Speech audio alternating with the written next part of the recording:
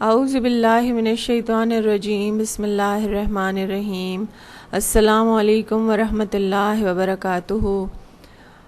حضرت عباس رضی اللہ تعالیٰ عنہ فرماتے ہیں کہ نبی کریم صلی اللہ علیہ وآلہ وسلم نے فرمایا، 3 آدمی ہیں جن کی نماز قبول نہیں ہوتی۔ ایک وہ آدمی جو لوگوں پر سرداری کرے اور لوگ اس سے ناراض ہوں۔ دوسری وہ عورت جس کا شوہر اس سے ناراض ہو اور وہ آرام سے پڑی سو رہی ہو۔ اور تیسرا وہ آدمی جو اپنے بھائی سے قطع تعلق کرے۔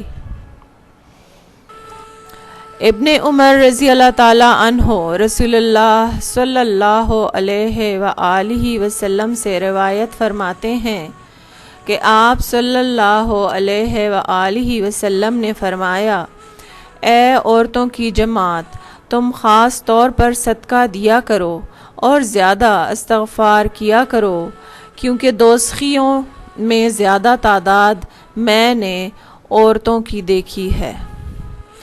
ان میں سے ایک ہوشیار عورت بولی، یا رسول اللہ صلی اللہ علیہ وآلہ وسلم، ہم نے کیا قصور کیا ہے کہ ہم دوزخ میں زیادہ جائیں گے؟ آپ صلی اللہ علیہ وآلہ وسلم نے فرمایا، تمہیں باہم گفتگو میں لعنت کرنے کی زیادہ عادت ہوتی ہے اور تم اپنے شوہر کی بھی بہت ناشکری کرتی ہو۔